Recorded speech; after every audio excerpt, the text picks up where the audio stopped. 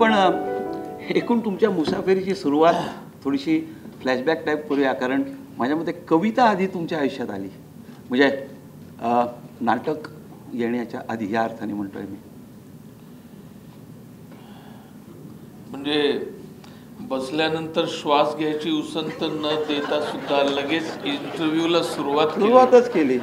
ते प्राध्यापक आहेत ना, वर्गात आल्या आल्या लेक्चर सुरू करायची 45 मिनिटं त्यांना सवय, त्याच्यामुळे त्यांनी डायरेक्ट पहिला प्रश्नच विचारला. ऊन जरा जास्त आहे दरवर्षी वाटतं, भरून हात पाऊस घेऊन आभाळ मनात दाटतं, तरी पावलं चालत राहतात मन चालत नाही, घामाशिवाय शरीरामध्ये कुणीच बोलत नाही, तितक्यात कुठून एक ढग सूर्यासमोर येतो, उन्हामधला काही भाग पंखांखाली घेतो, वारा उन्हाळ मुलासारखा सैरा वैरा पळत राहतो, पाना फुला झाडावरती छपरावरती चढून पाहतो, दुपार टळून सुरू होतो संध्याकाळचा पुन्हा खेळ, उन्हामागून चालत येते गार गार कातर वेळ, चक्क डोळ्यांसमोर ऋतू कूस बदलून घेतो, पावसाआधी ढगांमध्ये कुठून गारवा येतो, पावसाआधी ढगांमध्ये कुठून गारवा येतो. नमस्कार. या गोमंतक विद्यानिकेतनच्या विचारवेध या सत्रामध्ये मला आज गप्पा मारणं, व्याख्याता असं माझ्या मित्राने, आम्ही खूप जुने मित्र आहोत मुंबईपासूनचे आणि नाटकातले, राजू आणि मी, तर व्याख्याता म्हणून बोलताना तो जरा सुद्धा अडखळला नाही, याचं मला आश्चर्य वाटलं. आणि लक्षात आलं की मध्ये एवढा मोठा काळ गेलाय आयुष्याचा त्याच्या आणि माझ्या भेटण्यामध्ये, जगण्यामध्ये, की एक किशोर जो मित्र होता तो व्याख्याता कधी झाला आणि व्याख्याता बोलताना त्याला अडखळायला कसं नाही झालं याचं मला आश्चर्य वाटतं. मी व्याख्याता वगैरे नाही, मी एक साधा नट आहे, कवी आहे, आणि कवी सुद्धा नाही, कवितेसारखं काहीतरी लिहितो. कवी हे फार मोठा माणूस असतो. ग्रेस हे कवी आहेत. असू द्या की लाईट, माझ्या चेहऱ्यावर जरा कमी प्रकाश असल्यामुळे ही लाईट जरा जास्त असू द्या. तर ग्रेस कवी आहेत, आरती प्रभू कवी आहेत, इंदिरा संत कवी आहेत, खूप मोठे मोठे कवी आहेत, आणि त्यांच्या रांगेमध्ये कवी म्हणून बसण्याची माझी योग्यता नाही. मी कवितेसारखं काहीतरी लिहितो, आणि आजकाल फेसबुक व्हॉट्सअपवर इतके कवी आहेत की प्रत्येक जण कविता लिहितो, नाही का. तर कविता ही मला वाटतं प्रत्येकाच्या आयुष्यात आधी येते. तुम्ही प्राध्यापक आहात आणि तुम्ही मुलांना पाहत असाल कित्येक वेळेला, आणि मुलांच्या आयुष्यात कविता आधी येते, नंतर मग नाटक येतं. कारण सांस्कृतिक जे काय ते विभाग असतो आपला कॉलेजचं जे आहे ना, कला विभाग, त्याच्यामध्ये वाङ्मय मंडळाची स्थापना पहिल्यांदा होते. आणि वाङ्मय मंडळाची स्थापना होण्याआधी काहीतरी कॉलेजमध्ये सगळं वातावरण असतं आणि मुलांना कविता आधी भेटलेली असते. त्याच्यामुळे असू द्या ना, तुमचा पण चेहरा दिसेल मला. अरे तिकडे पण लाईट असू द्या समोरच्या, ते अंधारात आम्ही प्रकाशात, हे बरं दिसत नाही. Correct, thank you so much. तर ऑब्विसली कविता आधी होती, आणि कविता आधी होती म्हणजे आता मी इथे कॉन्फिडेंटली तुमच्यासमोर बसलेलो आहे. पण कविता लिहायची सवय कागदाबरोबर बोलण्याच्या सवयीसारखी आहे असं मला वाटतं. आणि त्यावेळेला आता जरी मी जरा खाऊन पिऊन असा झालो असलो किंवा कॉन्फिडेंटली बोलत असलो तरी सुद्धा मी शाळेत असताना आय वॉज व्हेरी कॉम्प्लेक्स्ड बॉय. म्हणजे मी किती हँडसम आहे ते तुम्ही बघताच आहात, रंग किती गोरा पान आहे ते तुम्ही बघताच आहात. तर मी बारीक असा आणि वर्गात शेवटच्या बेंचवर बसणारा, कसा बसा पास होणारा, वर ढकलला जायचो मी. आणि हुशार नव्हतो, शाळेत होतो. 7वी पर्यंत म्युन्सिपाल्टी शाळेत शिकलो. घरामध्ये जास्त शिकलेलं कुणी नव्हतं. आर्ट घेतल्यानंतर BA करता येतं, BA होता येतं. कॉमर्स घेतल्यानंतर BCom करता हे पण माहीत नव्हतं. सायन्स घेतल्यानंतर BSc MSc करता हे पण माहीत नव्हतं. तर अशा परिस्थितीतलं मी आज कॉन्फिडेंटली बोलतो आहे तुमच्याशी, कॉन्फिडेंटली एवढ्या प्रेक्षागृहासमोर येऊन बोलतो आहे आणि कम्युनिकेट करण्याचा प्रयत्न करतो आहे. या सगळ्याचं श्रेय मला असं वाटतं त्यावेळेला एक किशोर होता ज्याला असं वाटायचं की I am unwanted everywhere, nobody wants me, nobody likes me, मी आवडत नाही कोणाला. आणि मला बोलायला लाज वाटायची, घरची आर्थिक परिस्थिती, आपण हुशार नाही, हा कॉम्प्लेक्स, असं सगळ्या याच्यातनं गेलेलो आहे. पण आत्ता त्याच्यानंतरच्या काळामध्ये म्हणजे कोणीच बोलत नाही, आय एम अनवॉन्टेड, मग आपल्याशी बोलायला कोणीच नाही, या कॉम्प्लेक्स नंतर मग कागदाशी बोलायला सुरुवात होणं आणि तिथे कविता लिहायला सुरुवात होणं, ही कवितेची सुरुवात आहे असावी असं मला वाटतं.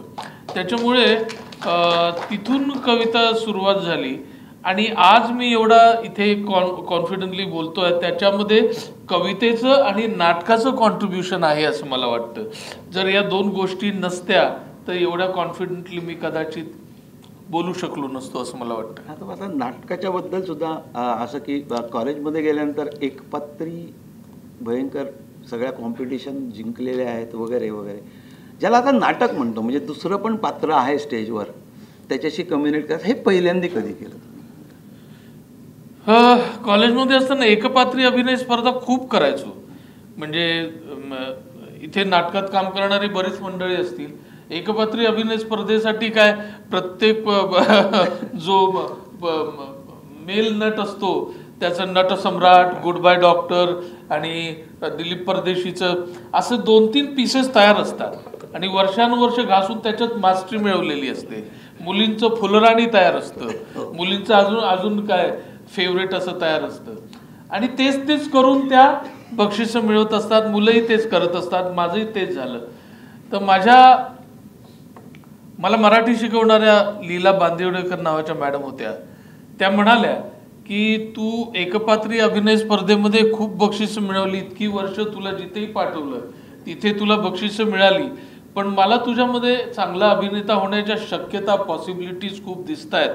त्याच्यामुळे एकपात्री अभिनय म्हणजे काय, हवेत तलवार चालवणं, समोर कोणीच नाही पण समोर जर नट आहे तर त्याच्या रिस्पॉन्सने तू बोलणं, त्याची प्रतिक्रिया म्हणून बोलणं, हे खूप महत्त्वाचं आहे. आणि त्या शक्यता तू एक्सप्लोर कराव्यात आणि चांगल्या कुठल्या तरी दिग्दर्शकाच्या हाताखाली तू काम करावं असं मला वाटतं. आणि म्हणून तू कुठल्या तरी चांगल्या मला त्या काळामध्ये मी सत्यदेव दुबेंची नाटकं पाहिलेली होती, कारण छबिलदासमध्ये येणं जाणं होतं. जयदेव अट्टंगडींचं वर्कशॉप केलेलं होतं आणि जयदेव अट्टंगडींचं आविष्कारची नाटकं, सत्यदेव दुबेंची नाटकं, रिहर्सल हे सगळं पाहिलं होतं आणि ते नाटक खूप जवळचं वाटलं होतं. आणि असं नाटक आपल्याला करता यायला पाहिजे असं कुठंतरी सबकॉन्शियस माइंडमध्ये होतं, पण आपल्याला कुणी तिथपर्यंत घेणार नाही असं वाटत होतं. आणि दुबेंकडे तर नाहीच नाही, कारण दुबेंकडे सगळ्या गोऱ्या गोमट्या, खूप श्रीमंत अशा मुली, बायका अशा या मोठ्या मोठ्या कार्समधून उतरायच्या. त्यांची रिहर्सल चालू असताना अमोल पालेकर मध्येच दिसायचे, नसिरुद्दीन शाह मध्येच दिसायचा, अमरीश पुरी साहेब दिसायचे. एवढे मोठे लोक, याच्यामध्ये आपल्याला कसा प्रवेश मिळणार असं दाराच्या बाहेर उभा राहून तो एकपात्री असलेला तो एक पात्र विचार करायचा. आणि पण बांदिवडेकर मॅडमने विचारल्यानंतर मी म्हटलं की मला सत्यदेव दुबेंकडे जावंसं वाटतं, पण मला तिकडे कोण घेणार, कारण मी इतके दिवस रिहर्सल बघतोय, इतके महिने रिहर्सल बघतोय, त्यांच्या नट मंडळींमध्ये एकही काळ्या रंगाचा माणूस किंवा मुलगी नाही, तर मला कसा प्रवेश मिळणार तिकडे. तर त्या म्हणाल्या की अरे काही घाबरू नको, ते मी साहित्य सहवासमध्ये राहते आणि माझ्या बिल्डिंगच्या समोरच ते राहतात आणि आमच्याकडे ते दर दिवस आड नाश्त्याला, चहाला वगैरे येत असतात, तर मी तुला त्यांच्याकडे घेऊन जाते. आणि मला माझ्या बांदिवडेकर मॅडम तिकडे घेऊन गेल्या आणि अशा प्रकारे दुबेंकडे माझं पहिली एंट्री झाली. पण त्यांनी आधीच सांगितलं होतं की तुला इथे आहे पण तुला लगेच काम देणार नाही मी, पहिली 3-4 वर्ष फक्त बॅक स्टेज करायला लागेल. आणि मी त्याला होकार दर्शवला होता. आणि 3-3.5 वर्षानंतर महेश एलकुंचवारांचं प्रतिबिंब नावाचं नाटक दुबेजी बसवत होते. त्याच्यामध्ये सुनीला प्रधान होत्या, विहंग नायक होते, आणखीन एक नट होता, आणि मी बॅकस्टेजला होतो. आणि या 3.5 वर्षांमध्ये दुबेजींचं एक इथे व्याख्यान झालंय ना, वर्कशॉप झालंय, वर्कशॉप नाही झालं. तर दुबेजींचा एक नियम होता की नाटक जेव्हा ते रिहर्सल मध्ये जात असतील तेव्हा बाकीचे सगळे जे नाटकात काम करत नाहीयेत त्यांचं सगळं नाटक पाठ पाहिजे. ते कधीही म्हणू शकतात की ह्याच्या जागी उभी राहा आणि रिहर्सल कर, किंवा शोला सुद्धा सांगू शकतात. त्यामुळे त्यांचं हे चालू असताना मी नाटक जवळजवळ वाचलं होतं खूप वेळा, जरा पाठ झालं तो म्हणजे पाठ करण्याचा प्रयत्न करत होतो. दुबेजींची रिहर्सल म्हणजे खूप टेन्स असं वातावरण असायचं, कारण दुबेजी खूप स्ट्रिक्ट होते. तो विहंग नायक नावाचा एक अनुभवी नट तो, आणि आम्ही सगळे प्रॉम्प्टिंगला वगैरे बसलेलो. एक दिवस काहीतरी झालं आणि त्यांचं भांडण झालं रिहर्सल मध्ये, आणि दुबेजी इतके ओरडले आणि विहंग नायक पण त्यांना काहीतरी बोलले, आणि मग इतकं झालं की विहंग नायकांचं ब्लड प्रेशर वाढलं. काय झालं, त्यांना खूप राग आला. त्यांनी ते स्क्रिप्ट तिथं ठेवलं आणि म्हणाले मी जातो. आणि ते नाटक सोडून गेले आणि सांगून गेले दुबेजींना की मी येत नाही, हे तुझा आरडाओरडा मला हे होत नाही, सहन होत नाही वगैरे वगैरे. आणि ते गेल्यानंतर दुबेजींच्या लक्षात आले की हा सिरियसली गेलाच आहे निघून. पण दुबेजी होते ते म्हणाले जाओ, ते म्हणाले जाने दो उसको, किशोर चलो खडा रहो. आणि मग मी उभा राहिलो आणि मग तिथून रिहर्सलला सुरुवात झाली आणि तिथं पहिलं ते नाटक. उल्लेख केला की इथे दुबेजी आले होते आणि त्यांनी एक वाक्य म्हटलं होतं आमच्या इथे की मराठी प्रेक्षक हा नाटक बघत नाही तर ऐकतो. हे नक्की नेमकी त्यांची काय म्हणजे म्हणणं होतं, तुमची त्यांच्यावर ती काही 15 वर्ष होती तेव्हा या संदर्भात कशा पद्धतीने ते बोलले होते काही? नाही, हे खूप खूप म्हणजे खूप बोलता येईल असं वाक्य आहे ते. मला असं वाटतं की तू त्या गोष्टीकडे अजून जात नाहीये की माझ्यामध्ये जेव्हा नट घडत होता तेव्हा माझ्यामध्ये कविता पण घडत होती. कविता आणि नाटक या दोन्ही गोष्टी माझ्यामध्ये हातात हात घेऊन चालत होत्या. आणि मी नाटक करत असताना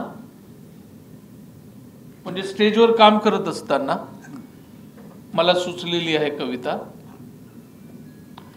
एंट्री घ्यायला उभा आहे आणि ज्यांनी नाटकात काम केलं असेल त्यांना कल्पना असेल एंट्री घ्यायला आपण उभा राहतो आणि किती धाकधूक असते की काय होईल, इन्सिक्युरिटी असते की वाक्य आठवेल की नाही, विसरू आपण, काय होईल, एंट्री बरोबर घेऊ का नाही, एवढे लोक असतील काय होईल, फोकस राहील का नाही, कॉन्सन्ट्रेशन होईल का नाही.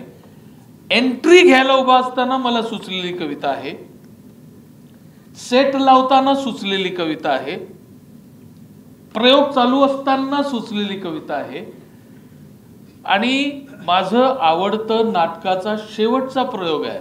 आणि आता याच्यानंतर तो प्रयोग होणार नाही आणि नटाचा खूप आवडती भूमिका असते ती आणि परत कधीच ते करायला मिळणार नाही, हे दुःख असतं नाटक बंद होत असल्याचं.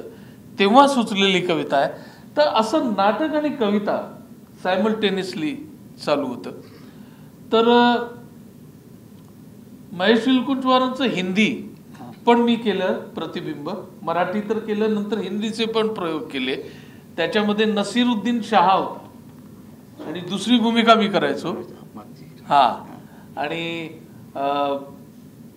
तर त्या नाटकाचा दुबेजींनी आम्हाला फक्त नाटक म्हणजे अभिनय करणं फक्त शिकवलं नाही, तर सेट कसा लावायचा, लाइटिंग कसं करायचं, साऊंड डिझायनिंग कसं करायचं, परत तिकीट सेलिंग लायसन्स कसं आणायचं, पोलिसांशी कसं डील करायचं, ओल्ड मॉन्क कशी प्यायची, सिगरेट कशी ओढायची, 5 स्टार मध्ये पार्टी होत असताना एलिट माणसांबरोबर डिग्निफाईड रित्या उभं कसं राहायचं, आणि तिकडे वावरत असताना आपण ज्या परिस्थितीतून वर आलो ती मूळ कसं नाही विसरायचं,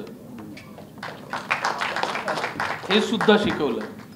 तर चांगला गुरु हा फक्त एकाच गोष्टीवर कॉन्सन्ट्रेट करत नसतो, तो अनेक गोष्टी आयुष्य शिकवत असतो. तर दुबेजींनी फक्त नाटक नाही शिकवलं, आयुष्य शिकवलं. हे सगळं तर शिकवलंच, बाकी कुठली पुस्तकं वाचायची, कविता कुठल्या पाठ करायच्या ते. आणि मला असं वाटतं की दुबेजींमुळे आयुष्य खूप समृद्ध झालं. म्हणजे भले आज मला कधीच शाहरुख खान व्हावंसं वाटलं नाही, मला कधीच सलमान खान व्हावंसं वाटलं नाही, मला कधीच अंकुश चौधरी व्हावंसं वाटलं नाही. मला अँबिशनच नव्हती मोठं असं काहीतरी होण्याची, कोणासारखं तरी व्हायची नव्हती. म्हणजे आणि हे मी ठरवलं नव्हतं की दिस विल बी माय प्रोफेशन. आणि अजून पण ते प्रोफेशन आहे की नाही मला कळत नाही, कारण मगाशी आपण बसलो होतो तेव्हा फोन आला होता, अजूनही पैसे पाहिजे तेवढे देत नाहीत. तर I don't know whether it is my profession or not. पण कवितेबाबत मी असं म्हणू शकतो, it is not my profession, it is for me my self I am writing. Okay. आणि त्याच्यातनं पैसे मिळवण्याची अपेक्षा नसते, पण आता दुसरं काहीच येत नाही म्हणून अभिनयातनं थोडेफार पैसे मिळाले तर सर्वाइव्ह होऊ शकतो. आणि थोडंसं नाव झाल्यानंतर गोमंत विद्यानिकेतन सारखे लोक विमानाने इथं बोलवू शकतात. तर असं वर्षानुवर्ष 15 वर्ष किती 25 वर्ष मी काम करतोय. मला अजून आठवतंय इथे या स्टेजवर आनंद ओरी केलं होतं, त्याला 10-15 वर्ष झाली. माझं खूप आवडतं नाटक होतं. आणि आता राजूने आणि दिलीपजींनी सांगितलं, तू सांगितलं की तो शेवटचा प्रयोग होता, त्याच्यानंतर आनंद ओरी आम्ही केलं नाही. हे माझ्या लक्षात नव्हतं, पण इथे केलं होतं एवढं लक्षात आहे. आणि इतकं दुःख होतं की आज शेवटचा प्रयोग आहे, आता याच्या पुढे नाही. बरं, आता हा उल्लेख होतोय म्हणून मध्ये थांबवतो.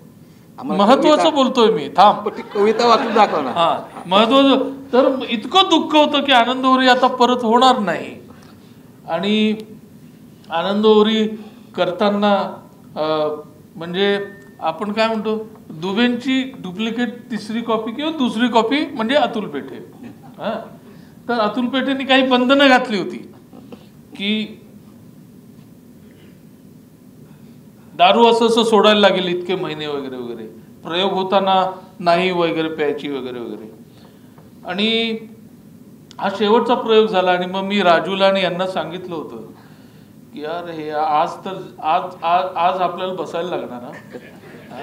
आणि प्रयोग झाल्यानंतर अतुल पेठेला खोटं बोलून आम्ही 3-4 हे लोक मला हायजॅक करून घेऊन गेले होते. आणि मग कित्येक महिन्यांनी तिकडे आय गॉट ड्रंक. आणि आता दिलीपजींनी सांगितलं की तो बारवाला इतका वैतागला की तो चावी त्यांच्या हातात ठेवून गेला की तुम्हाला पाहिजे तेव्हा उठा आणि जा तुम्ही. तर इकडची माझी आठवण ती आहे. माझा आवडतं नाटकाचा शेवटचा प्रयोग इथे झालेला आहे. असाच हाऊसफुल प्रयोग होता. तर हे सगळं घडत असताना कविता सुद्धा सोबत होती. तर प्रतिबिंब नावाचा नाटकाचा मी सेट लावत होतो पृथ्वी थिएटरमध्ये. तेव्हा माझं लग्न झालेलं नव्हतं. हे मला मुद्दाम सांगायचं आहे. कवी कसा विचार करतो हे तुमच्या लक्षात येईल. तो सेट लावत असताना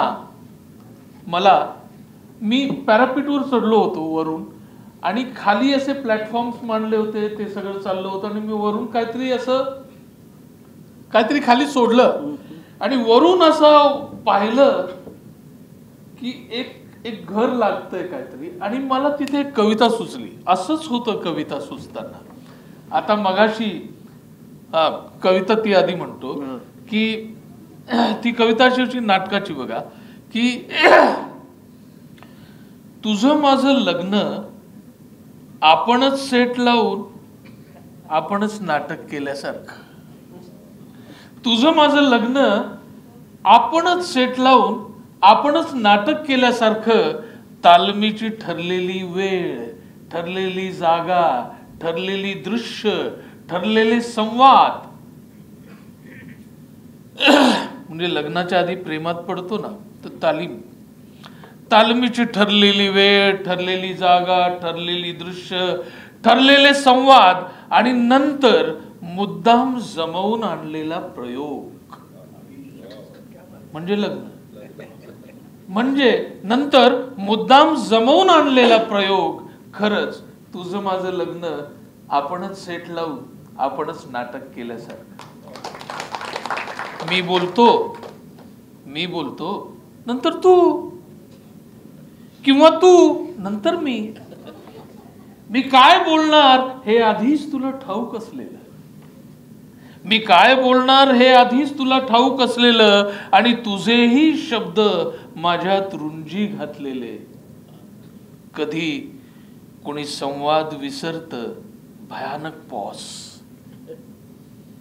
कधी कोणी न ठरलेली मूव घेत, न ठरलेला गोंधळ.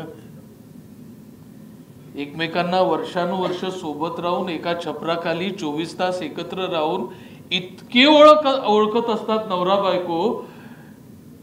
जर कधी कोणी अनोळखी मूव घेत, न ठरलेला गोंधळ, न ठरलेल्या भावनांचे, न ठरलेले हावभाव, असंही होतं कधी कधी.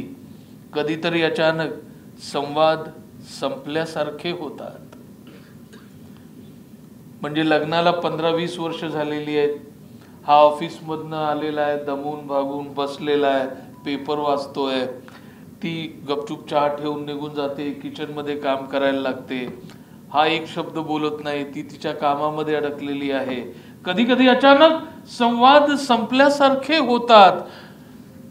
स्वतःलाच हास्यास्पद वाटतं. केविलवाणे हालचाली होतात. पळूनही जाता येत नाही, कारण पडदा पडलेला नसतो. पळूनही जाता येत नाही, कारण पडदा पडलेला नसतो. काहीतरी होतं, मग प्रयोग पुढे चालू लागतो. म्हणजे ज्यांनी नाटकात काम केलंय आणि स्टेजवर जे लाईन विसरलेत ना, त्या क्षणी काय होतं, आणि एकदा का पुढची लाईन आली की कसं व्हायचं वाटतं तसं. तसं तर काहीतरी होतं, मग प्रयोग पुढे चालू लागतो. पुढे पुन्हा तेच सुरू. ठरलेलं हसू, ओळखीचे अश्रू, जणू कधी काही घडलंच नव्हतं. खरंच तुझं माझं लग्न आपणच सेट लावून आपणच नाटक केल्यासारखं. तुझं माझं लग्न आपणच सेट लावून आपणच नाटक केल्यासारखं. तर कविता कधीही सुचू शकते. मग तो पॅरापीटवर असला तरी. आणि आता मगाशी मी म्हटलं ऊन जरा जास्त आहे दरवर्षी वाटतं. तर गारवा मधली ही पहिली कविता आहे. इतकी लोकांना आवडते. लोकांचा गैरसमज आहे की कविता सुचण्यासाठी खूप प्रेमभंग व्हायला लागतात, किंवा खूप दारू प्यायला लागते, किंवा सिगरेट ओढून उदास व्हायला लागतं, कुठेतरी शांत समुद्रकिनारी शून्यात बघत बसायला लागतं. आणि असं काही नसतं. कविता कधी सुचू शकते. तर गारवामध्ये it was very beginning of that album. तर मिलिंदने मला सांगितलं, मिलिंद इंगळेने, की अशी कविता पाहिजे ना की लोकांनी पुढचं सगळं ऐकलं पाहिजे. आणि त्यांनी एवढं लेक्चर झाडलं. तर मी कविता लिहून दिली त्याला, आणि काहीतरी सूर्य त्वचेमध्ये शिरून असं काहीतरी लिहून दिलं. तो म्हणाले ही कविता कोण ऐकणार आहे, इतकं जड जड नाही, मला सोपं पाहिजे. 1 दिवस 2 दिवस 8 दिवस 15 दिवस मला काही सुचलं नाही. शेवटी मी म्हटलं माझ्याच्याने होत नाही बाबा, प्लीज तू दुसऱ्या कोणाला आमचं भांडण झालं, तुला काय हवंय. तो म्हणाला अरे यार काय सांग, तुला काय सांगू, तुला एवढं कळत नाही की आपल्याला दर मे महिन्यामध्ये असं वाटतं की यावर्षी चायला ऊन जरा जास्तच आहे, नाही गेल्या वर्षी कमी होतं.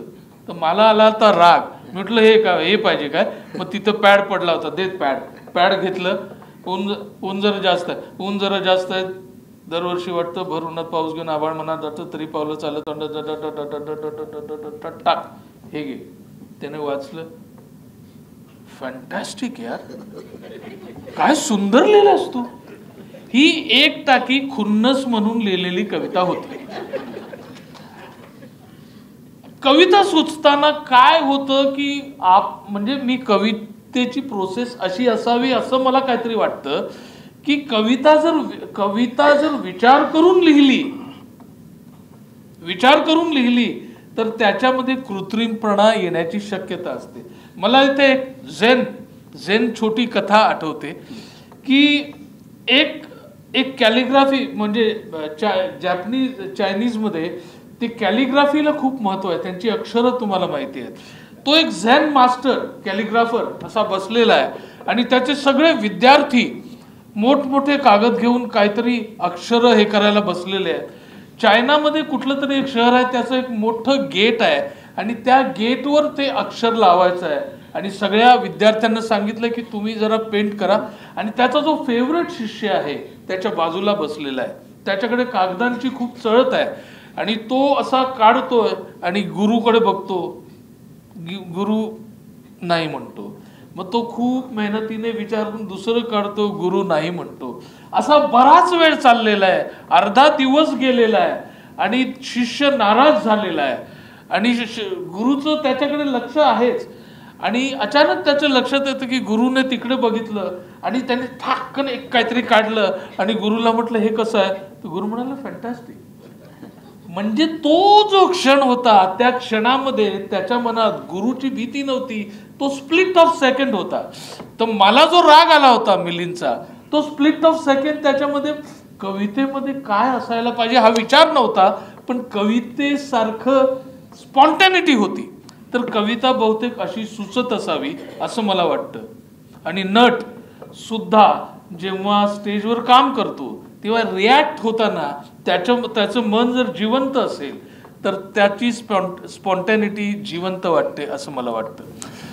आता दुसरं एक 2-3 म्हणजे कवितांचे काही बघितले तर त्याच्यात चित्र म्हणजे चांगल्या पेंटरनी काढलेलं चित्र बघत असतानाच्या तुमच्या रिॲक्शन अशा कविते स्वरूपात आलेल्या आहेत. त्यातमध्ये मला एक चांगलं आवडलेलं म्हणजे थोडंसं आध्यात्मिक वाटेल कदाचित, पण आपल्यातलंच काहीतरी एक त्या चित्रात जात आहे काहीतरी करायला असं एक म्हणजे तो एक पाठमोरा त्या पाऊल वाटेतनं निघून जातो.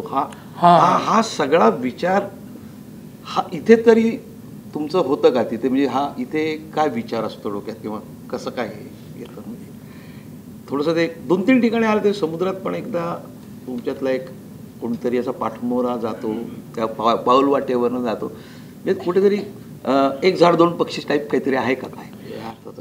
हा, माझ्यामध्ये ती 2 पर्सनॅलिटी आहेच असं मला वाटतं आणि त्या सतत बरोबर असतात असं मला वाटतं. त्याच्यावरच एक माझी कविता आहे. म्हणजे या 2 गोष्टी it is part of my life आणि त्या सायमल्टेनियसली असतातच माझ्यासोबत. आणि तुम्ही आता जे विचारलं हे कसं काय होतं, तर त्याच्या संबंधित मी निदा फाजलीचा एक शेर मला आठवतो की मुझ जैसा एक आदमी मेरा ही हमनाम, मुझ जैसा एक आदमी मेरा ही हमनाम, उल्टा सीधा वो चले मुझे करे बदनाम.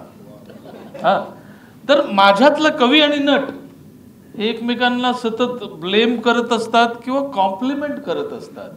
हा, तर कविता अशी होती की तुझी आणि त्याची तशी ओळख आहे फक्त, तुझी आणि त्याची तशी ओळख आहे फक्त, तू म्हणजेच तो जसं लाल तुमचं रक्त, तू म्हणजेच तो जसं लाल तुमचं रक्त, कागदावर तू पसरत जातोस तेव्हा तोही असतो, कागदावर तू पसरत जातोस तेव्हा तोही असतो, सुळकन तुझ्या बोटांमध्ये हळूच येऊन बसतो, सुळकन तुझ्या बोटांमध्ये हळूच येऊन बसतो, चालत जाता कागदावरला पांढरा शुभ्र रस्ता, चालत जाता कागदावरला पांढरा शुभ्र रस्ता, तेव्हा फक्त धुकं असतं, तुम्ही दोघे नसता. कुणीतरी होतोस जेव्हा रंगमंचावरती, कुठलं तरी कॅरेक्टर होतो. कुणीतरी होतोस जेव्हा रंगमंचावरती, तुझ्या त्याच्यामध्ये असते उधाणलेली भरती. तुझा नुसता आवाज असतो, त्याचे असतात शब्द. तुझा नुसता आवाज असतो, त्याचे असतात शब्द. तुझं मन, त्याचं शरीर, बाकी सारं स्तब्ध. बाकी सारं स्तब्ध. तुझी आणि त्याची तशी ओळख जुनी आहे. तुझी आणि त्याची तशी ओळख जुनी आहे. न बोलता खूप जसं जवळ कुणी राहे. न बोलताच खूप जसं जवळ कुणी राहे. तुझ्या आणि त्याच्यामध्ये गर्दीच असते फार. तुझ्या आणि त्याच्यामध्ये गर्दीच असते फार. बाहेर जाण्यासाठी जिला कुठलंच नसतं दार. तुला त्याचा चेहरा लावून बघत बसतात लोक. तुला त्याचा चेहरा लावून बघत बसतात लोक. त्याचा चेहरा तुला लावण्यासाठी ठाकाठोक. तुमच्यापैकी एक जेव्हा जाईल जग सोडून, तुमच्यापैकी एक जेव्हा जाईल जग सोडून, तुमच्यापैकी एक जेव्हा जाईल जग सोडून, जाता जाता दुसऱ्याचंही नाव जाईल खोडून. जाता जाता दुसऱ्याचंही नाव जाईल खोडून. इतके तुम्ही एकमेकात अडकून पडले आहात. इतके तुम्ही एकमेकात अडकून पडले आहात. तुमच्यापैकी एक का वेगळा नाही राहत. तुमच्यापैकी एक का वेगळा नाही राहत. तर या दोन आयडेंटिटीज आहेत, त्या माझ्याबरोबर सतत चालत असतात आणि त्या सायमल्टेनियसली कधी नट कवितेला कॉम्प्लिमेंट करतो. माझ्यातला जो नट आहे तो कविता वाचताना मदत करतो आणि कविता लिहिताना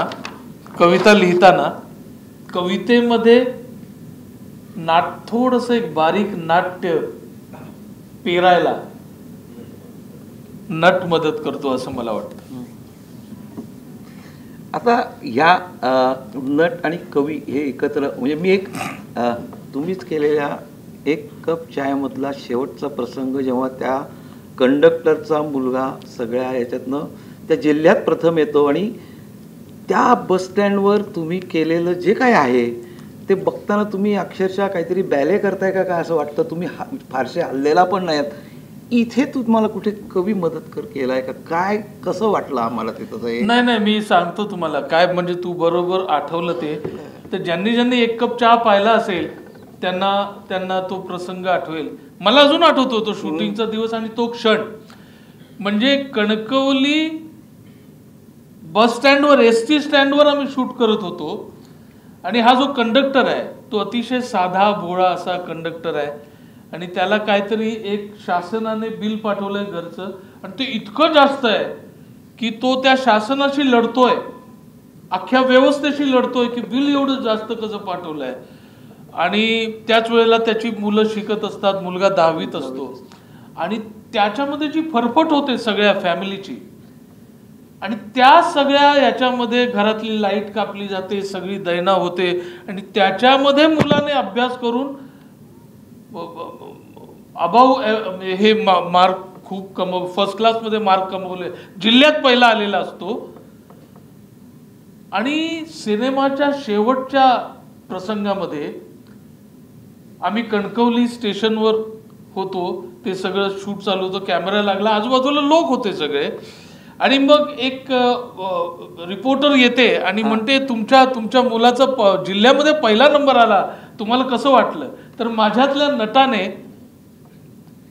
ती 5-7 वाक्य पाठ केलेली होती, कारण मला डायलॉग मिळालेले होते आणि मग की मला खूप बरं वाटलं, मला खूप आनंद झाला, जिल्ह्यात पहिला आलं. त्याने कसं केलं मला खरंच कळलं नाही आणि मला असं वाटतं की माझा मुलगा इतका कॉन्फिडन्स, पण त्याचा जो स्वतःवरचा आत्मविश्वास होता तो त्याच्या कामी आला, असं मी कॉन्फिडंटली बोललो. हे शूट झालं सीन आणि पुढच्या सीनला सुमित्राबाईंनी सुरुवात केली. मी असा बाहेर आलो, मी म्हटलं असं कसं होईल, कॅमेरा समोर जर एखादा गावातला माणूस पहिल्यांदा बोलतोय, तो इतका कॉन्फिडेंटली कसा बोलेल? मी नट म्हणून चांगलं बोललेलो आहे आणि ते कन्व्हिन्सिंग झालेलं आहे, डायरेक्टरला आवडलेलं आहे, पण ॲज अ कॅरेक्टर म्हणून तो अडखळेल. तो इतका कॉन्फिडेंटली बोलणार, त्याला शब्दच सुचणार नाहीत. तो कॉन्शियस होईल, कॅमेरा कॉन्शियस होईल, हे ऑब्वियस आहे. हा आफ्टर थॉट आला आणि मी सुमित्राबाईंकडे गेलो आणि म्हणालो, प्लीज आपण ते परत सीन करूया का? ते म्हणाले, का? आवडलं, छान केलंयस की. मी म्हटलं नाही, परत मी रिक्वेस्ट करतो म्हणून तुम्ही परत तो एक शॉट घ्या. आणि त्यांनी परत कॅमेरा लावला आणि त्या ऍक्शन म्हणाल्या आणि मी सीन सुरू केला आणि मी पाठ केलेलं विसरलो. तरी सुद्धा आय कंटिन्यूड आणि मला जे सुचलं आणि मी जे भोगलं होतं आणि माझ्या कुटुंबाने जे भोगलं होतं आणि माझ्या मुलाने जे भोगलं होतं, ते सगळं मला आठवलं, त्या कॅरेक्टरला आठवलं आणि मला माझ्या किशोरच्या आयुष्यातल्या व्यक्तिगत काही घटना फ्लॅशमध्ये आठवल्या आणि मला गळा दाटून आला. हे मी विचार करून केलेलं नव्हतं. मला फक्त डोक्यात होतं की हा अडखळेल, हा इतकं कॉन्फिडेंटली बोलणार नाही. पण तो जो स्प्लिट ऑफ सेकंड होता, ज्याच्यामध्ये रागात मी ऊन जरा जास्त लिहिलं होतं, ज्याच्यामध्ये वरून बघताना तुझं माझं लग्न आपलं सेट सुचलं होतं, तसंच कॅमेराच्या समोर मी बोलत असताना अचानक मला ते आठवलं आणि माझा पोरगा त्याने कसं केलं, त्याला रडू पण येतंय पण तो कंट्रोल पण करतोय. आणि ते आत्ता मी करून दाखवू शकत नाही, because it was very spontaneous. आणि ते झालं आणि समोर जी मुलगी होती तिच्या पण डोळ्यात पाणी आलं. माझा मुलगा होता, त्याने पण अशी घट्ट मिठी मारली. शॉर्टकट झाला, मी बसून राहिलो, कॅमेरा शिफ्ट झाला, मी तिथेच बसून होतो आणि 1-2 मिनिटांनी माझ्या खांद्यावर एक हात आला. मी वळून पाहिलं तर सुमित्राबाई होत्या. त्यांनी फक्त असं जवळ घेतलं मला आणि त्या निघून गेल्या. आणि that one moment, split of second, तुम्ही जे चित्रपटात पाहता ते जेव्हा हे कसं घडलं, तर ते असं घडलं. You can't explain it, you can only describe. असं घडलं होतं, but that spontaneity can't be explained, असं मला वाटतं. आता याच ओळीत थोडंसं पुढे, म्हणजे वेगळ्या थोड्याशा ह्याच्यामध्ये मला असं विचारायचं वाटतं की तुमच्या काही कवितांमध्ये इतकं तुमचं वाचन डोकावतं आणि इतकं सुंदर वाटतं ते. म्हणजे मला वाटतं तुम्ही ती एक कविता लिहिलेली आहे ज्याच्यामध्ये तुमच्यावर ऑपरेशन होतं आणि तुम्ही म्हणता, माझे मित्र माझी कविता वाचेल आणि मला अनॅस्थेशिया वगैरे काही नको. आणि किती टोकाच्या कविता वापरल्यात त्याच्यामध्ये. एका बाजूला म्हणजे रॉय केणीकर पण आहेत, बाळ कवी पण आहेत, फ्रॉस पण येतो. आता ह्या वाचनात तुम्ही जे काय वाचन करता ते एक तर तुमचं पाठांतर जबरदस्त असावं असं माझं मत आहे. तर ह्या सगळ्याचा हळूहळू तुम्ही सवय केली का ती होतीच असं तुम्हाला वाटतं तुमच्यामध्ये कविता करताना स्पेशली? नाही, मला असं वाटतं की दुबेजींकडे होतो तेव्हा ती पाठांतराची सवय लागली होती, पण माझ्यामध्ये हा पाठांतराचा गुण आहे हे मी माझं स्वतः शोधून काढलं होतं. मी तुम्हाला सांगितलं की मी शाळेत असताना खूप कॉम्प्लेक्स मुलगा होतो आणि आपल्याला आयुष्यात at any given time in your life कुणासारखं तरी व्हायचं असतं. तर मी जेव्हा 8वी 7वी 8वीत 9वीत होतो तेव्हा शेवटच्या बेंचवर बसायचो आणि अजिबात अस्तित्वहीन होतो. म्हणजे सुटी व्हायची मधली तर मी असा बाजूने चालत जायचो, तर कोणाला त्याचं काही पडलेलं नसायचं की मी आहे, कुणीतरी आहे, कुणीच माझ्याकडे ढुंकून नाही बघायचं. इतका मी निग्लेक्टेड होतो, असं नसल्यासारखा होतो. आणि माझ्या वर्गात एक मुलगा होता जो पहिल्या बेंचवर बसायचा, खूप हुशार होता, सॉलिड तडातडा भाषण करायचा, नाटकात काम करायचा, एंट्री घ्यायची तेव्हा हॉलमध्ये तुडुंब टाळ्या वाजायच्या आणि त्या टाळ्यांमध्ये किशोर एक बसलेला असायचा आणि असं वाटायचं की अरे यार हे असं आपल्याला कधी जमेल का, आपण येऊ आणि टाळ्या असं असं सबकॉन्शियस माइंडमध्ये सुद्धा विचार नाही यायचा. इतकं म्हणजे त्या महेश तो इतका हावी झाला होता माझ्या. आणि सबकॉन्शियस माइंडमध्ये असं वाटलं होतं की त्याच्यासारखं व्हायला पाहिजे. मला असं वाटतं की तुमचा कॉम्प्लेक्स आहे ना खूप पॉझिटिव्हली वर्क होतो. तुम्ही जितके कॉम्प्लेक्सिटीमध्ये जगता आणि जितकं कॉम्प्लेक्स आत खेचता तळाशी जाता तितका तो उसळून वर येतो. तर एके दिवशी ते इतकं झालं असावं की ते उसळून वर आलं. आणि माझ्या शाळेमध्ये एक इंटर झोनल एलोक्युशन कॉम्पिटिशन वक्तृत्व स्पर्धा होती. म्हणजे शाळेतल्या शाळेत नाही, इंटर झोनल. त्या झोनमध्ये जेवढ्या शाळा आहेत त्याच्यातली सगळी चांगली बोलणारी मुलं भाषण देणार आणि त्याच्यातनं मग स्पर्धा होणार. आणि मी उठलो आणि माझं नाव देऊन टाकलं. मी का दिलं मला माहिती नाही, कुठल्या तिरीमिरीत दिलं मला माहिती नाही. मी नाव दिलं, काहीतरी त्यांनी विषय दिला. म्हटलं आईला आपण अभ्यासात आपल्याला 2 ओळी पाठ होत नाहीत, आपण नाव दिलंय. हा पण मग मी जिथे खारदांड्याला राहायचो तिथे जिथे अभ्यास करायला जायचो तिथे एक माणूस एका झाडाखाली खूप जाडी जाडी पुस्तकं वाचत बसलेला नेहमी दिसायचा. तो हुशार असावा असा माझा समज झाला. आणि मी त्याच्याकडे गेलो आणि म्हटलं की हा विषय आहे आणि मी वक्तृत्व स्पर्धेत भाग घेतलाय आणि तुम्ही प्लीज मला भाषण लिहून द्याल का. तो म्हणाल ठीक आहे उद्या ये. मी दुसऱ्या दिवशी गेलो तर त्याने 5 फुलस्केपचं भाषण मला लिहून दिलं होतं. माझ्या हातात 5 फुलस्केप होते. मी म्हटलं त्या आईला 5 वाक्य आपण आयुष्यात कधी पाठ केलेलं नाही, हे 5 फुलस्केप कधी पाठ करणार आहे आपलं. आपण कशा चूक केली नाव वगैरे देऊ. पण आधीच कॉम्प्लेक्स त्याला यानं नाव दिलेलं आणि हा असा फालतू याने नाव दिलेलं. सगळेच हसत होते, अजून आपल्याला हसतील म्हणून मग मी ते 5 फुलस्केप पुन्हा पुन्हा वाचायला सुरुवात केली. Nobody was guiding me, nobody was telling me what to do. काय करायचं मला माहित नव्हतं. मी सुरुवातीपासून वाचायचो, शेवटपर्यंत 5 फुलस्केप झाल्यावर परत वाचायला सुरुवात करायचो. असं किती वेळा वाचलं मला माहिती नाही. पण रात्री अपरात्री उठून मध्ये आणि एक दिवस लक्षात आलं की आपलं पाठ झालंय आणि मध्येच उठायचो, मधूनच सुरू करायचो, शेवटपर्यंत जायचो, मध्येच दुसरा पॅराग्राफ जायचो, मध्येच पहिल्यापासून सुरू करायचो, दान दान दान दान दान दान दान दान दान दान दान दान बोलायला सुरुवात करायचो. आयुष्यात पहिल्यांदा 5 फुलस्केप पाठ केली. आणि माझा स्पर्धेचा दिवस आला. 23-25 मुलं होती, माझा 21वा नंबर होता, मला अजून आठवत आहे. आणि मुलं होती, त्यांच्याबरोबर त्यांचे आईबाप सुद्धा आलेले होते. माझ्याबरोबर कोणीच नव्हतं, मी एकटाच बसलेलो होतो. अर्थात महेश येऊन खूप तडातडा भाषण करून गेला होता. अरे मी म्हटलं इथे त्यांनी आता, आणि मला 5 फुलस्केप डोक्यात होते. मी म्हटलं आता आपल्याला आठवतंय की नाही. हा पहिल्यांदा आयुष्यात स्पर्धा वगैरे एवढ्या लोकांसमोर बोलायचं वगैरे, हा इथून पळून जावं आपल्याला नाही होणार असं मला वाटलं. आणि जसजसा 15, 16, 17 म्हटलं उठूया, 19, 20 उठूया, हा असं वाटत होतं. तितक्यात माझं नाव पुकारलं गेलं. आणि असाच गँगवे मधनं चालत चालत चालत मी स्टेजवर आलो. समोर 3 परीक्षक बसलेले होते, त्यांच्यासमोर बेल होती.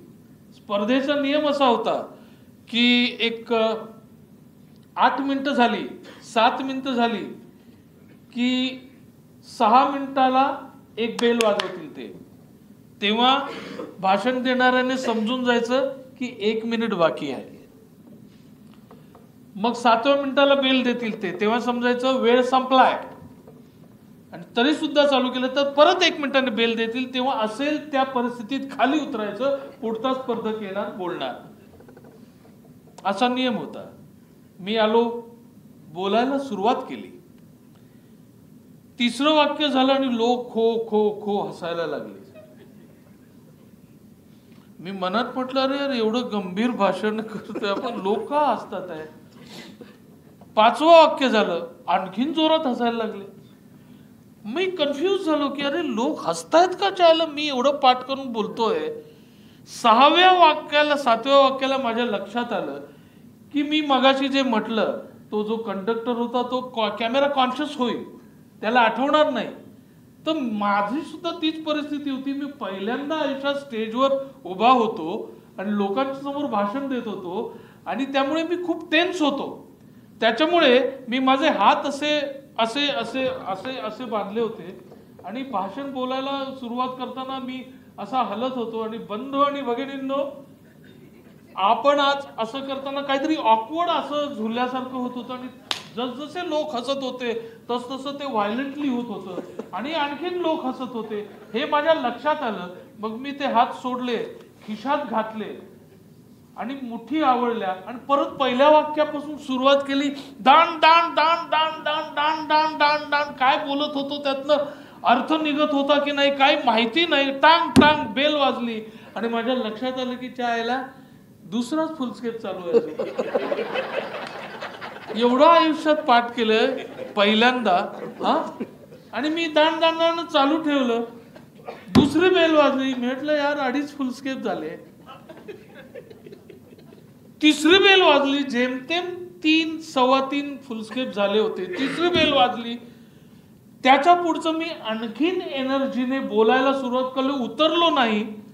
आणि जे 8 मिनिटाची वेळ होते तर जवळजवळ 12 13 14 मिनिटांनी मी ते त्यांनी पण सोडून दिलं की हा काय ते परीक्षेत तसे बसले. पण माझ्या बोलण्यामध्ये कुठली तरी एनर्जी असावी की आयुष्यात पहिल्यांदा पाठ केलं साला बोलूनच जाणार. लक्ष न देता मी बोलत होतो आणि शेवटची बेल वाजल्यानंतर मी आणखीन एनर्जी लावली आणि बोलत होतो. आणि 12व्या 13व्या मिनिटाला संपल्यानंतर टाळी एकही वाजली नाही. मी खाली उतरलो आणि गँगवे मधनं चालत चालत सरळ घरी निघून आलो. दुसऱ्या दिवशी शाळेत गेलो नाही. मी म्हटलं आपल्याला हसतील लोक. महेश येऊन सांगणार की त्याने असा गोंधळ केला तिकडे, त्याला खालीच उतरला नाही तो आणि बोलतच बसला स्टेजवर. आणि हेच झालं. आणि मी म्हटलं आता शाळेत कसं. मग 3 दिवस मी शाळेत गेलो नाही. चौथ्या दिवशी मी गेलो आणि सकाळी सकाळी आमच्या जोशी मॅडम आल्या आणि त्या आल्या आणि ते म्हणाले अहो ते किशोर कदम, ओ कदम, किशोर कदम, इकडे इकडे ये. त्यांनी मला पुढे बोलवलं आणि ते म्हणाले की हा मुलगा जो शेवटच्या बेंचवर बसायचा जो आहे की नाही याचं आपल्याला अस्तित्व सुद्धा जाणवायचं नाही. पण याने त्या स्पर्धेमध्ये भाग घेतला होता आणि त्याचा इंटरझोनल कॉम्पिटिशन मध्ये पहिला नंबर आलेला आहे आणि त्याचं पेपरमध्ये नाव आलंय. त्यांच्या हातात वर्तमानपत्र होतं. त्यांनी दाखवलं हे बघा आज त्याचं नाव आलंय. आणि त्यांनी मला दाखवलं. मी त्या नावावर हात फिरवत राहिलो. म्हटलं असं कसं झालं, असं कसं झालं असा प्रश्न मला पडला. आणि नंतर माझ्या लक्षात आलं की काही वर्षांनी की आपल्याला जर जिंकायचं असेल तर आयुष्याने घालून घेतलेले जे नियम आहेत ना ते आधी मोडले पाहिजे. म्हणजे 7 मिनिटाचा नियम मी कंप्लीट मोडून 15 मिनिटावर गेलो ना. पण ज्या कॉन्फिडंटली गेलो त्या कॉन्फिडन्सला त्यांनी मार्क दिले असावेत आणि म्हणून मी पहिला आलो. तर ही पाठांतराची जो गुण आहे माझ्या लक्षात आलं की अरे आपण ठरवलं तर पाठांतर होऊ शकतं. आपलं मनात ठरवायला पाहिजे आपण, हा गुण आहे आपल्याकडे. आणि मग मी अभ्यास सुद्धा पाठ करायला लागलो. माझे मार्क वाढले. नंतर मग काही वर्षांनी दुबेजी आयुष्यात आले आणि शालेय कविता पाठ होत्याच. मग कविता म्हणताना ती जी गंमत असते, भाषेची गंमत असते, रिदमची गंमत असते, ते सगळं होतं. दुबेजी म्हणायचे नेहमी की नटाने बोलताना स्वतःचा आवाज स्वतः ऐकायला शिकलं पाहिजे. नाहीतर नट बोलतात पण स्वतःच स्वतः ऐकत नाहीत. त्याच्यामुळे त्यांना कळत नाही की आपल्या बोलण्यातनं अर्थ निघतोय की नाही. तर हे सगळं पुढे घडलं आणि त्याच्यातनं आता मी बोलतो आहे. हे सगळं मी पाठ करून बोलतो आहे असं समजू नका. नाही, पुन्हा एकदा येतो मी वाचनाच्या संदर्भात जरा सांगितलं तर बरं होईल. कारण हल्ली असं झालं की बऱ्याचदा लक्षात येतं की निदान नाटकामध्ये किंवा खरं तर सगळीकडेच पण नाटकामध्ये विशेषतः नट म्हणून काम करत असताना वाचन खूप महत्त्वाचं ठरतं खूप वेळा. फक्त नाटकाचं नाही तर अवांतर सुद्धा. तर ते तुमचं जे प्रत्यक्ष कवितेमध्ये पदोपदी दिसत असतं आम्हाला, त्याच्याबद्दल काही फक्त नाटकातच नाही. मला असं वाटतं की तुम्ही कुठला बिझनेस करत असाल, तुम्ही कुठलं ऑफिसमध्ये काम करत असाल, सांस्कृतिक कशात काम करत असाल, प्रत्येक ठिकाणी तुम्हाला वाचणं हे खूप आवश्यक आहे. जेही मिळेल ते वाचलं पाहिजे असं मला वाटतं. त्याच्यासाठी एक सिरियस फिक्शनच वाचलं पाहिजे, वैचारिक नॉन फिक्शनच वाचलं पाहिजे असं काही नाही. मिळेल तो पेपर, मिळेल ते पुस्तक, मिळेल ते मासिक, तुम्ही वाचण्याची तुम्हाला सवय जर लावली तर आपोआप चांगलं म्हणजे काय, वाईट म्हणजे काय हे तुम्हाला नंतर नंतर कळत जातं आणि मग तुम्ही चांगलं शोधत बसता आणि चांगल्या गोष्टी आपोआप तुमच्यापर्यंत चालत येतात असं मला वाटतं. आता एक थोडासा आत्या वयाला मिशा असत्या तर असा प्रश्न थोडासा खरं तर, कारण एक कविता तुमची आहे अशी की ती एक शहरातली कविता गावात जाते आणि घाबरून पळत येते इन अ सेन्स. तर त्या संदर्भात असं की तुम्ही मुंबईत नसता तर तुम्ही काय झालं असतं असं वाटतं? मुंबईत नसतो तर मी गोव्यात असतो. कारण I am born and brought up on the sea shore in Khardanda on sea shore. That's why my friend used to say that he's Kishore. तर मी खारदांड्याला कोळी वस्तीमध्ये लहानाचा मोठा झालोय. तर मी कुठल्या तरी समुद्राच्या काठीच असतो असं मला वाटतं. जर मुंबईत नसतो तर कोकणात असतो किंवा गोव्यात असतो. तर पण मुंबई हे शेवटी मुंबई आहे आणि मुंबई बरंच काही शिकवते. हो, पण आता मगाशी तुमच्या त्या 2-3 कवितांमध्ये तुम्ही जसं म्हटलात की त्या क्षणी सुचलेल्या कवितांबद्दल बोललात, पण मुंबईबद्दल 2-3 कविता आहेत त्या अशा बरंच आयुष्य मुंबईमध्ये काढल्यानंतर आल्या अशा वाटत आहेत. तर तशा कविता करत असताना तुम्ही तुमची प्रोसेस म्हणजे लिहिणं कदाचित अचानक होत असेल, पण ते साठवत राहतं काय होतं? म्हणजे हे सगळे अनुभव असतील किंवा जे पाहिलेलं असतं मुंबई, विशेषतः मुंबईमध्ये जे काय लिहिलंय तुम्ही. काय असतं का, ठरवून काही लिहिता येत नाही. ठरवून कुठलीही गोष्ट ग्रेट करता येत नाही. म्हणजे गारवा जेव्हा पहिल्यांदा अल्बम करायचा ठरला त्यावेळेला तुम्हाला आठवत असेल की त्यावेळेला जे कॅसेट्स होत्या आणि अल्बम जे यायचे ती सगळी भेळ असायची. एक भक्तिगीत असायचं, एक प्रेमगीत असायचं, एक भजन असायचं आणि एक असं व्हरायटी एंटरटेनमेंट असायची. आणि मध्ये मध्ये बच्चू कडू आपले मध्ये मध्ये लिंक जोडायचे आणि लोकांना ते वैविध्य आवडायचं गाण्यातलं.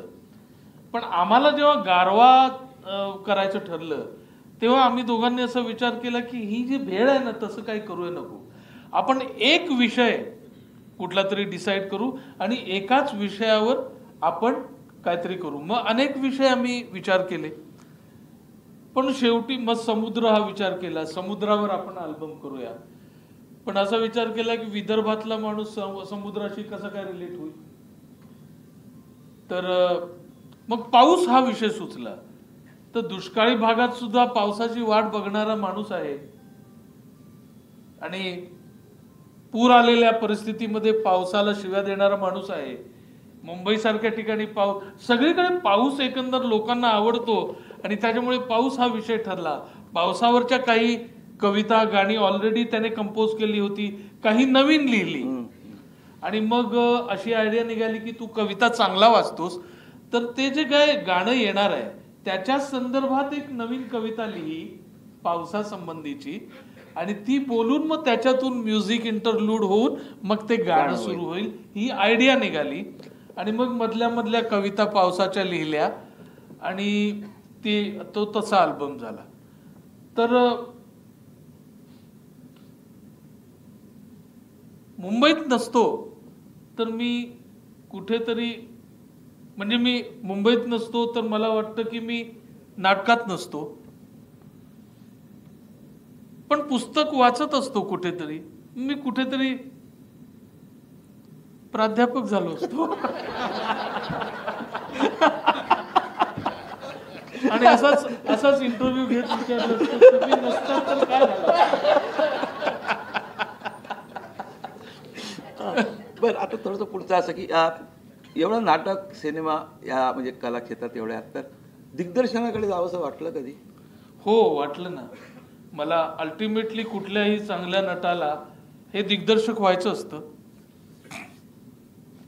आणि माझी फिल्म एक 10 वर्षापूर्वी फ्लोअरवर गेली पण होती. सगळं म्हणजे लोकेशन बुक झालं होतं, कॅमेरा सगळं कास्टिंग, सगळं कॉस्ट्युम म्हणजे प्रोड्युसरने जवळजवळ 10-15 लाख खर्च झाले होते.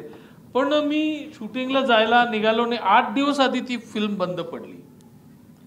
आणि त्याच्यानंतर मला खूप नर्वस ब्रेकडाऊन सारखं झालं. त्याच्यामुळे ते बाजूला ठेवलं आणि म्हटलं आता ॲक्टिंगवरच आपण कॉन्सन्ट्रेट करू. पण आता मला परत तो सिनेमा करायचा आहे. पण प्रॉब्लेम असा आहे की आता इतके मराठीमध्ये सिनेमे बनत आहेत आणि कुणीही दिग्दर्शक होतंय यार, कुणीही. म्हणजे एक सिरियल केलेला मुलगा पण लगेच दिग्दर्शक होतो. आणि या लोकांना आहे ना प्रोड्युसर फासता येतात. मी कसा आहे, एखादा माणूस आहे समजा, सर आनंद सर माझ्याकडे एक थीम आहे, तर एक सिनेमा करायचा आहे. मग आनंद सर म्हणतात हो ठीक आहे, काय बरं आय एम इंटरेस्टेड असं ते म्हणाले. त्याच्यावर मी म्हणतो आनंद सर तुम्हाला तर माहिती आहे मी कसा आहे, मी दुबेजींकडे हे झालोय, एक्सपेरिमेंटल थिएटरमधनं आलोय, तर मी जो सिनेमा करणार तो चालणार नाही. हे मी आधीच सांगून टाकतो की मी केलेला सिनेमा चालणार नाही. तर तुमच्याकडे जे पैसे असतील ना, तर तुमचं कलेवर प्रेम आहे, माझ्यावर प्रेम आहे, या दोघांवर प्रेम आहे तरच टाका. But I won't give you guarantee of recovering the money. कोण प्रोड्यूस करणार माझी फिल्म? त्यामुळे अजून नाही झालेली. पण मला दिग्दर्शक बनायचं आहे and I will direct someday. पुन्हा सिनेमांसाठी किंवा असे गीत किंवा लिहिण्याची पुन्हा सुरुवात करणार आहात सिनेमांसाठी? सिनेमाचं गीत लिहिणं ही पण एक वेगळी गोष्ट आहे. म्हणजे स्वतःसाठी कविता लिहिणं आणि सिनेमासाठी गाणं लिहिणं या कम्प्लिटली 2 वेगळ्या गोष्टी आहेत. सिनेमासाठी दिग्दर्शक प्रसंग सांगतो, म्हणतो असं असं आहे, असं असं आहे, असं असं आहे आणि आता इथे हे गाणं येणार आहे. तर त्या कॅरेक्टरचे भाव लक्षात घेऊन, स्टोरीचं प्रोग्रेशन लक्षात घेऊन आपल्याला गाणं लिहावं लागतं. And that is very difficult task. पण म्हणजे तुमचा विश्वास बसणार नाही, पण मी आज जवळजवळ 30-35 वर्ष काम करतो आहे. सत्यदेव दुबेंकडे मी 15 वर्ष काम केल्यानंतर श्याम बेनेगल, गोविंद निलानी, अमोल पालेकर अशा मोठ्या मोठ्या दिग्दर्शकांकडे काम करून चांगलं नाव झाल्यानंतर ब्रेक लागल्यासारखा असा एक काळ आला की पुढली 5-6-7 वर्ष माझ्याकडे एकही ऍक्टिंगचं काम नव्हतं. अचानक लोकांनी काम देणं बंद केलं का कोणाच ठाऊक. कामच नव्हतं, जगायचं कसं. आणि एखाद्या ऍक्टरला, माझ्यासारख्या ऍक्टरला 1 महिना नाही, 6 महिने नाही, वर्षभर काम नाही. आणि का काम नाही? आपण तर वेळोवेळी प्रूव्ह केलंय की मी चांगला ऍक्टर आहे, इतकी बक्षिसं मिळालेली, एवढं सगळं झालं, इतक्या मोठ्या लोकांनी मला मोठं मोठं काम दिलेलं आहे, तरी सुद्धा अचानक काम येणं बंद झालं. दिस इज सो ॲब्सर्ड. आणि कळत नव्हतं की कसं जगायचं, पैसे नव्हते. आणि मग त्या काळामध्ये सिरियलसाठी टायटल सॉन्ग लिहिणं, सिनेमासाठी गाणं लिहिणं मी सुरू केलं होतं आणि ते वाढवलं होतं. आणि त्याच्यातनं मी 5-7 वर्ष जगलो होतो आणि त्याच्यातनं मी गाणी लिहायला लागलो होतो. आणि त्याच वेळेला माझा आणि तरी मी संग्रह आला होता. आणि मी, गुरु ठाकूर, संदीप खरे, अशी काही वैभव जोशी, अशी काही मंडळी आहेत ज्यांना आम्ही सगळे एकमेकांचे मित्र, ज्यांना मला एका गाण्याचे त्यावेळेला 30-35 हजार रुपये मिळायचे. आणि त्यावेळेला मी ठरवलं की जर कवितेकडे गांभीर्याने पाहायचं असेल तर कवितेमधनं पैसे कमावणं आधी बंद केलं पाहिजे.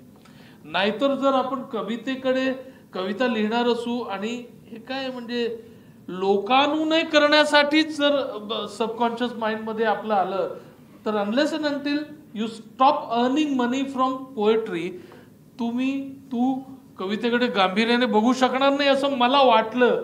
म्हणून मी एक दिवस निर्णय घेतला की मी गाणं लिहिणार नाही, सिनेमात गाणं लिहिणार नाही. आणि तेव्हापासून मी गाणं लिहिणं बंद केलं. कविता सुचणं 1-1.5-2 वर्ष बंद झालं. त्याच्यानंतर आणि वाटत होतं आता लिहावं, पण असं वाटत होतं की हे पण पुन्हा पुन्हा तसंच होतंय, रिपिटेटिव्ह होतंय. आपण वेगळ्या दृष्टिकोनातून कवितेकडे बघण्यासाठी हे करतो आहोत. आणि मग वेगळं काहीतरी लिहिण्याचा प्रयत्न झाला आणि त्यातून 15 वर्षांनी बाऊल नावाचा कविता संग्रह आला, जो गेली 2 वर्ष साहित्य अकादमीच्या रनमध्ये आहे. तर कविता आणि गाणं हे असं झालं असं मला वाटतं. आम्हाला 1-2 कविता वाचून दाखवा तुमच्या आवडत्या. कुठल्या कविता वाचून दाखवू? हा, मी समुद्राच्या काठी लहानाचा मोठा झालोय, तर माझ्या कवितेमध्ये 3-4 गोष्टी पुन्हा पुन्हा येतात. समुद्र, आई आणि पाऊस या 3 गोष्टी पुन्हा पुन्हा येतात. तर मी समुद्राबाबतीत लिहिलेली कविता वाचतो की माझ्यासोबत समुद्राच्या खऱ्या खोट्या बाता येतील, माझ्यासोबत समुद्राच्या खऱ्या खोट्या बाता येतील, मला शोधत जाल तेव्हा अनेक वळण वाटा येतील. माझ्यासोबत समुद्राच्या खऱ्या खोट्या बाता येतील, मला शोधत जाल तेव्हा अनेक वळण वाटा येतील. मी जसा आहे तसा प्लीज नका पाहू मला, मी जसा आहे तसा प्लीज नका पाहू मला. माझा फोटोच काढाल तर त्यात फक्त लाटा येतील. नव्या जुन्या समुद्रावर पुन्हा पुन्हा येतो फिरून, नव्या जुन्या समुद्रावर पुन्हा पुन्हा येतो फिरून. थपकून थांबतो पुन्हा चालतो किनाऱ्यावर काही बघून. डोळे मिटून शोधत राहतोय काय गेलंय माझ्यामधून. तुम्हीच सांगा आता मला गाज नक्की येते कुठून, तुम्हीच सांगा मला गाज नक्की येते कुठून. समुद्राची गाज अन रित एकांताचं बन, समुद्राची गाज अन रित एकांताचं बन. समुद्राच्या तळासारखं खोल खोल झालंय मन. एक शिंपला शोधतो आहे गेली कित्येक वर्ष मी, ज्याच्यात जाऊन लपून बसले कुणीतरी एक जण. वाळू मधून चालता चालता तुमचं पाऊल बुडतं काय, वाळू मधून चालता चालता तुमचं पाऊल बुडतं काय. एक एक खूण तळपायातून कुणी मागे सोडतं काय. परतताना त्याच खुणा तुम्हीच उचलून घेता, मग पुन्हा व्हर्जिन होतो वीर, असं कधी घडतं काय. प्रत्येक नव्या भरती सोबत प्रत्येक लाट नवीन असते, प्रत्येक नव्या भरती सोबत प्रत्येक लाट नवीन असते. समुद्राची गाज पण खूप खूप प्राचीन असते. तुमच्याच हृदयावरती हात ठेवून एकदा बघा जरा, समुद्राच्या तळाखाली कुठेतरी जमीन असते, समुद्राच्या तळाखाली कुठेतरी जमीन असते. अश्रूंमध्ये मिसळलेल्या पाण्याच्या या गाण्याचं, अश्रूंमध्ये मिसळलेल्या पाण्याच्या या गाण्याचं, वयासोबत आणखी आणखी खारट खारट होण्याचं. अश्रूंमध्ये मिसळलेल्या पाण्याच्या या गाण्याचं, वयासोबत आणखी आणखी खारट खारट होण्याचं. आभाळाला प्रश्न पडतो रोज वरून बघताना, वय काय असेल भरे समुद्राच्या पाण्याचं. आयुष्याच्या किनाऱ्याला पुरून उरतोय समुद्र, आयुष्याच्या किनाऱ्याला पुरून उरतोय समुद्र. हेमिंग्वेचा मासा अजून घेऊन फिरतोय समुद्र. Old man in the sea. आयुष्याच्या किनाऱ्याला पुरून उरतोय समुद्र. हेमिंग्वेचा मासा अजून घेऊन फिरतोय समुद्र, नशीब आणि निसर्गाच्या मध्ये कुठेतरी अथांगाच्या तळाखाली अजून भरतोय समुद्र. भरती सोबत किनाऱ्यावर पांगत असते मित्रांनो, ओहोटी मागे ओल होऊन थांबत असते मित्रांनो, क्षितिजाच्या पार पुढे सुचत बसते रात्रीची. समुद्राची गोष्ट कधीच संपत नसते मित्रांनो. माझ्यासोबत समुद्राच्या खऱ्या खोट्या बाता येतील, कधी गॉसिप, कधी गप्पा, कधी तुम्हाला गाता येतील. माझ्यामध्ये भिजायचं तर किनाऱ्यावर थांबायचं, जेव्हा भरती येईल तेव्हा लाटा उठून स्वतः येतील. माझ्या सोबत समुद्राच्या खऱ्या खोट्या बाता येतील. माझ्यासोबत समुद्राच्या खऱ्या खोट्या बाता. लास्ट एक लास्ट यस झाली 45 मिनिटं असं वाटतंय. हा, मी माझ्या आईवरची एक कविता म्हणतो.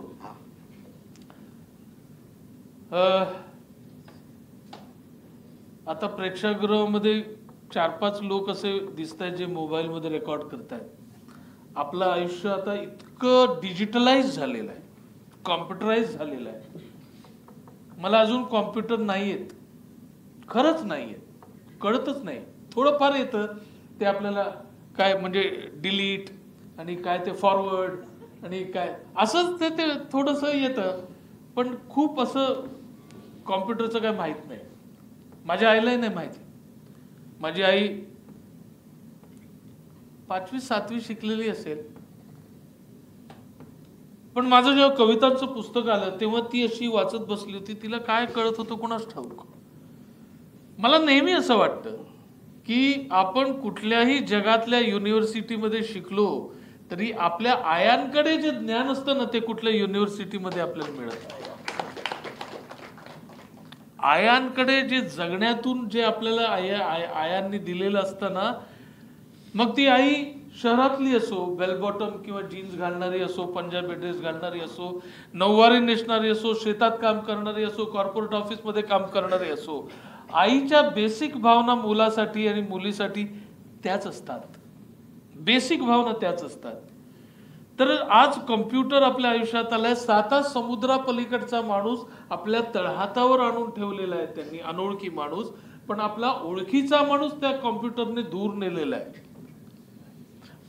कॉम्प्युटर जेव्हा आला तेव्हा मी कॉम्प्युटर क्लास जॉईन केला आणि मग घरी येऊन थोडासा अभ्यास करायचो. तर आई विचार करायची, हा कसला अभ्यास करतोय, कॉलेज बिलेज संपलं याचं, तरी हा काय सिरियसली एवढा अभ्यास करतोय. तर कॉम्प्युटर म्हणजे काय आणि आई म्हणजे काय यांच्या कंपॅरिझनची कविता आहे. कवितेमध्ये बोलीभाषेचा वापर आहे. कविता अशी आहे की अवघड गणित जगण्याचं हे सोपं करीत जाय. म्हणजे अवघड गणित जगण्याचं, अवघड गणित जगण्याचं हे सोपं करीत जाय, अवघड गणित जगण्याचं हे सोपं करीत जाय, आणि कॉम्प्युटरशी माझ्या मायचं देणं घेणं नाही. अवघड गणित जगण्याचं हे सोपं करीत जाय आणि कॉम्प्युटरशी माझ्या मायचं देणं घेणं नाही. जाड्या भरड्या जीन्स सारखी, म्हणजे जीन्सची पॅन्ट जी गेले 4 महिने वापरतोय आपण, नाही का, जीन्सची पॅन्ट 6-6 महिने धुतच नाही ती, रफ. तर जाड्या भरड्या जीन्स सारखी माझ्या मायची स्किन, जाड्या भरड्या जीन्स सारखी माझ्या मायची स्किन, जगण्यानं लई वापरलं पर you know what I mean. Stone washed माया तिची, स्टोन वॉश कपडा आला होता बघा, स्टोन वॉश, स्टोन वॉश्ड माया तिची मिरच्या लसूण चटणीची, आणि गाता गळा मळा जणू लकेर ह्युस्टन व्हिटनीची.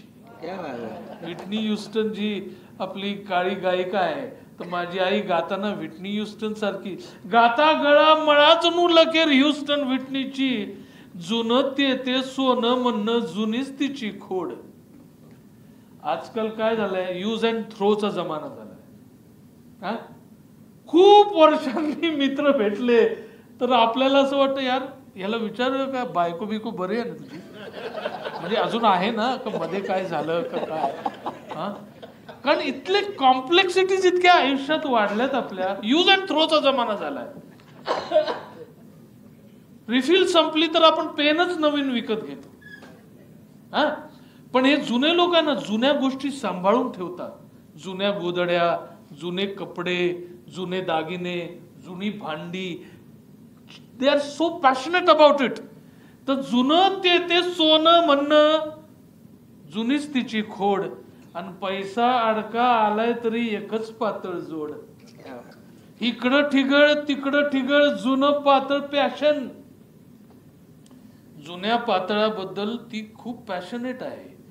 फाटले तरी एक ठिगळ इकडे लावते, तिकडे ठिगळ लावते, पण पातळ तेच वापरते. इकडं ठिगळ तिकडं ठिगळ, जुनं पातळ पॅशन. अमेरिकेत बी फेमस आहे माझ्या मायची फॅशन. म्हणजे आपण मॉलमध्ये जाऊन नाही का ठिगळवाली जीन्स 9,999 रुपयाला विकत घेतो. 1 रुपया का कमी करतात कळत नाही. तर ती तर आपल्या आयांची जुनी फॅशन आहे यार. अमेरिकेमध्ये आता आली असेल. तर इकडं ठिगळ तिकडं ठिगळ, जुनं पातळ पॅशन. अमेरिकेत बी फेमस आहे माझ्या मायची फॅशन. ठिगळ खरंच सुंदर दिसत्यात बघा, यू मे ट्राय. पण कॉम्प्युटरशी माझ्या मायचं देणं घेणं नाही. कुठून करू सुरू तिची सांगू कशी कहाणी, कुठून करू सुरू तिची सांगू कशी कहाणी. 7 सुरांच्या मधलीच तरी बी अनवट तिची गाणी. जाणता झाल्या धरणं तिला वाचतो हाय नुसता. जाणता झाल्या धरणं तिला वाचतो हाय नुसता. आणि तिला शोधता शोधता मी बी विसरलेलो रस्ता. पोरग शिकून मोठं होईल एवढंच तिचं सपान. त्याच्या पायी तुडवत आली काट्यावरलं रान. वकील इंजिनियर होईल यानं व्हावं डॉक्टर. आजकाल काय होतं की मूल जन्माला आलं की आई वडील पाळण्यात ठेवतात आणि म्हणतात की हा सॉफ्टवेअर इंजिनियर होणार, हा अमेरिकेला जाणार. तर वकील इंजिनियर होईल यानं व्हावं डॉक्टर. शिकवताना मला नव्हता असला कुठला फॅक्टर. खुदकन हसती बघून आता सूट बूट आणि टाय. आणि कॉम्प्युटरशी माझ्या मायचं देणं घेणं नाही. Second part of the poem. शाळेमध्ये शिकता शिकता माझी बदलली भाषा. शा पोटफोड्या श. शाळेमध्ये शिकता शिकता माझी बदलली भाषा. जगण्यामध्ये हळूच आला हाय फायचा शोषा. एकदा तिच्या कानी गेलं माझं नवं अफेअर. एकदा तिच्या कानी गेलं माझं नवं अफेअर. मर मेल्या म्हणली जणू आय डोंट केअर. एकदा तिच्या कानी गेलं माझं नवं अफेअर. मर मेल्या म्हणली जणू आय डोंट केअर. काय करती बया तिच्या भाषेमध्ये फोर्स. काय करती बया तिच्या भाषेमध्ये फोर्स. मी म्हटलं डबल ग्रॅज्युएट कॉम्प्युटरचा कोर्स. दुसऱ्या दिवशी तिने विचारलं किती